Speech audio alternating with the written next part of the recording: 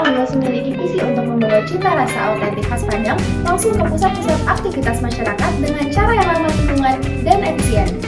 Serta memiliki visi untuk menyediakan makanan khas Padang yang terjangkau dan mobile, menjangkau pelanggan melalui konsep booth keliling berbasis kendaraan listrik yang dimana kita tidak perlu mengeluarkan biaya yang besar untuk menyewa tempat, dan memberdayakan UMKM kuliner Padang dan memperluas jangkauan tanpa biaya sewa yang mahal. Nah, problem yang terjadi di kalangan masyarakat pada saat ini, konsumen urban menginginkan makanan yang enak, cepat dan hemat, namun sulit menjangkau restoran atau warung nasi Padang. Yang kedua, biaya sewa tempat untuk warung makan semakin mahal di pusat kota dan mobilitas pelanggan yang tinggi, tapi tidak semua lokasi memiliki akses yang mudah dan dekat ke warung nasi Padang. Boleh dong? Ada apa nih? Kenapa nih? Kenapa?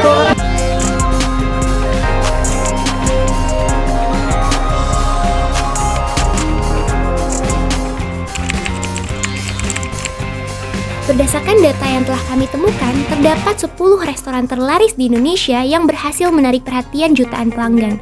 Dari grafik ini, kita dapat melihat bahwa restoran sederhana menempati posisi pertama sebagai restoran yang paling banyak dikunjungi di Indonesia, dengan sekitar 28,4 juta pelanggan.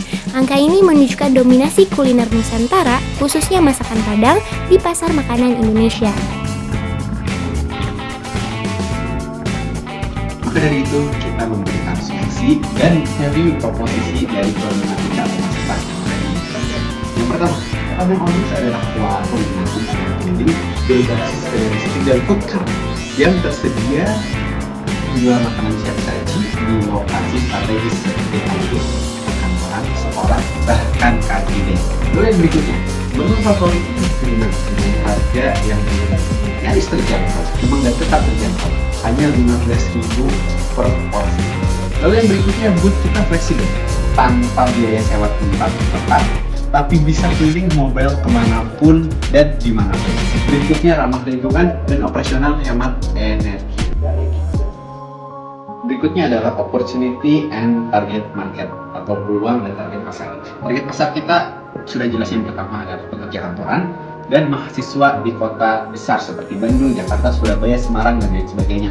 Lalu yang berikutnya komunitas lokal, pengunjung bazar atau event, sehingga ketika ada pengunjung bazar, event kita bisa standby di situ memberikan makanan khas Padang yang harganya hemat dan ramah di kantong.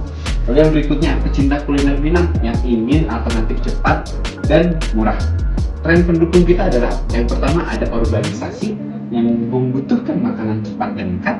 Lalu yang berikutnya green mobility, kendaraan listrik makin diterima saat ini karena ramah lingkungan dan zero emission. Dan yang berikutnya nasionalisme kuliner, sehingga makanan lokal bisa lebih digemari oleh anak muda kita. Lalu yang berikutnya, lantas apa saja kelebihan Padang Onrus dibandingkan dengan kompetitor yang ada? Kompetitor yang ada, yaitu warung nasi Padang konvensional, memerlukan biaya sewa yang tinggi karena lokasinya yang menetap. Seperti yang kita ketahui, biaya properti makin tinggi, harga sewa pun ikut melonjak tinggi. Lalu kelebihan Padang Onrus adalah mobile, bisa mendekati pelanggan. Tidak hanya dia bisa ke tempat, tapi kita bisa mengambil para pelanggan dimanapun itu juga untuk bisa memberikan pelayanan terbaik dari Padang Onrus dan memberikan makanan cita rasa Minang yang ramah lingkungan. Berikutnya, fast food internasional. Kelemahannya sudah pasti, itu bukan brand lokal dan harganya yang cenderung mahal. Sedangkan Padang Onrus menu khas lokal, murah, dan kita juga bisa melestarikan cita rasa Indonesia. Lalu yang berikutnya, layanan pesan antar GoFood atau GrabFood, ShopeeFood, dan lain sebagainya. Kelemahannya adalah mahal karena memerlukan ongkir. Sedangkan kita tidak memberikan ongkir, tidak memerlukan ongkir, dan langsung beli di tempat. Strategi pemasaran dan penjualan yang akan kami terapkan untuk mendukung penjualan produk kami membagi menjadi 3 strategi utama. Yang pertama ada offline, online, juga penjualan langsung. Untuk penjualan offline, kami akan melakukan rute keliling tetap seperti ke kampus, ke kantor, juga car free day. Tujuannya untuk menjangkau lebih banyak konsumen. Kemudian ada online, kami memanfaatkan beberapa media sosial seperti WhatsApp Business, TikTok, juga Instagram untuk konten menu harian. Kemudian kami juga menggunakan Google Maps sebagai lokasi harian booth untuk menjangkau keberadaan booth kami. Kami juga melakukan penjualan langsung di booth kolaborasi, event atau bazar komunitas. Selanjutnya, terkait proyeksi finansial untuk satu booth. Berikut adalah estimasi biaya dan pendapatan berdasarkan satu booth dengan asumsi penjualan harian sebanyak 50 porsi, di mana setiap menu menyiapkan 10 porsi, dan jadwal kerja selama 1 bulan berjalan Senin hingga Jumat sebanyak 22 hari kerja. Total biaya produksi selama 22 hari sebanyak 9.570.000. Total pendapatan kotor selama 22 hari adalah 16.500.000. Dengan asumsi ini, laba kotor yang diperoleh per bulan adalah 6.930.000. Selanjutnya, milestone or current progress. Yang pertama, kami telah menyusun desain booth dan branding nama awal.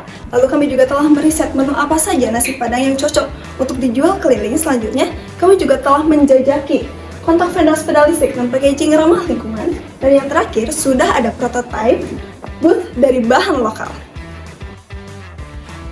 Selanjutnya, berdasarkan table financing stock, di sini tertera total investasi awal sekitar 27 juta rupiah. Kita sampailah pada conclusion yang dimana Padang on Wheels menjawab kebutuhan pasar urban untuk makanan khas daerah yang fleksibel, terjangkau, dan ramah lingkungan. Juga memiliki potensi replikasi tinggi dan cocok untuk model kemitraan mikro. Dan selanjutnya, perpaduan antara bisnis kuliner dan green mobility menjadi solusi masa depan untuk makanan jalanan Indonesia yang berkelas namun membumi. Terima kasih.